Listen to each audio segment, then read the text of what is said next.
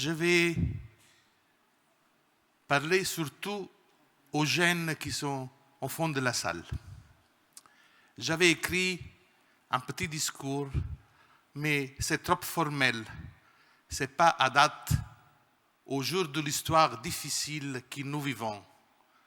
Et alors, pour moi, c'est mieux ce matin ouvrir mon cœur et, avec la force du cœur, parler à vous jeunes et vous dire ma petite expérience, il y a 40 années, pour le dialogue et pour la paix, et quels sont les défis et les espoirs pour le futur.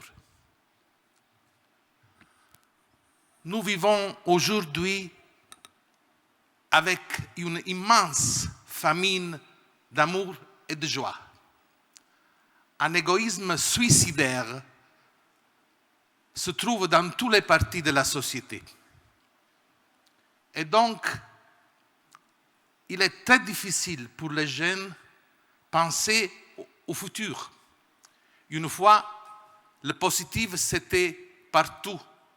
Quand j'étais jeune, avec mes amis, nous tous étions plongés dans le positif. Aujourd'hui, il est difficile de le trouver. Vous, jeunes, devez être des chasseurs du positif. Parce que partout, surtout sur les médias, il y a des nouvelles terribles. Les guerres, les pandémies, les injustices sociales. Une liste infinie qui, tous les matins, fait nous plonger dans la tristesse et dans le désespoir. Qu'est-ce qu'il faut faire? Nous avons réalisé le rêve, je l'ai dit hier, des États-Unis du monde. Il s'agit d'un travail de 40 années. Et nous sommes arrivés le 18 novembre de l'année 2022 à l'approbation de part de 181 pays et 16 000 organismes de la société civile d'une constitution basée sur les droits et sur les devoirs des habitants de la planète. Et dans cette constitution, il y a l'article fondamental qui c'est pour les jeunes. Les jeunes qui aujourd'hui doivent être la protagoniste de toutes les politiques au niveau de la planète et au niveau des nations, n'importe où.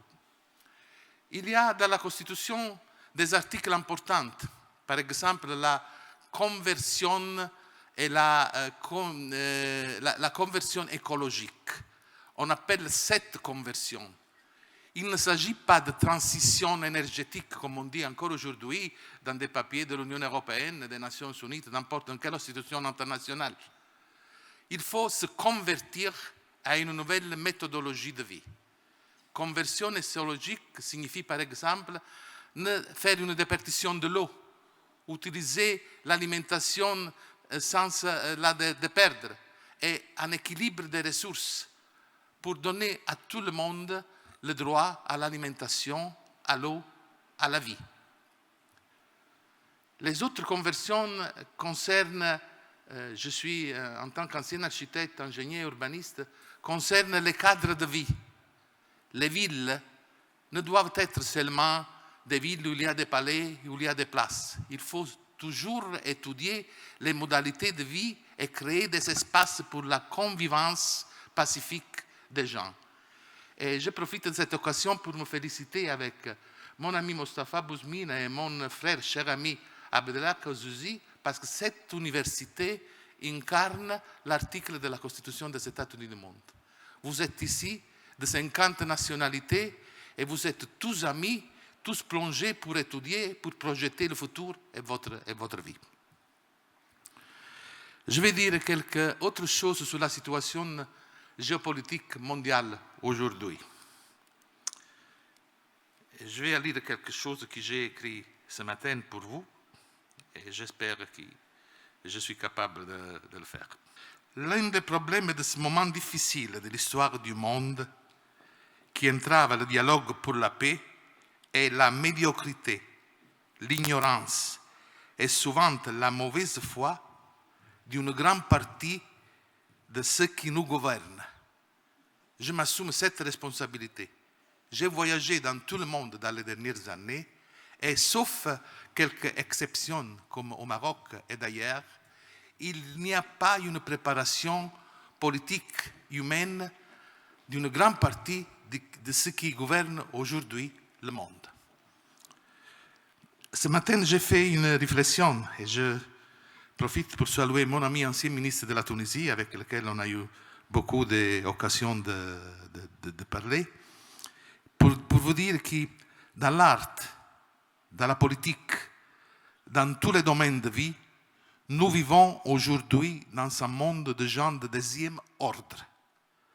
La tragédie ukrainienne, le conflit israélo-palestinien, les guerres en morceaux, comme le dit Pape François, dans plus de 50 pays du monde, auraient peut-être pu se produire à l'époque de Sartre, de Camus, de Picasso, de Cléza, de Nerval, de Khrushchev, d'Eisenhower, de Charles de Gaulle, de Willy Brandt, de notre président ancien de la République italienne Sandro Pertini, de Neruda, de Brecht, d'Alberto Moravia, d'Arthur Miller, oui, mais ils auraient certainement, comment dirais-je, été mineurs par rapport à l'ampleur des crimes.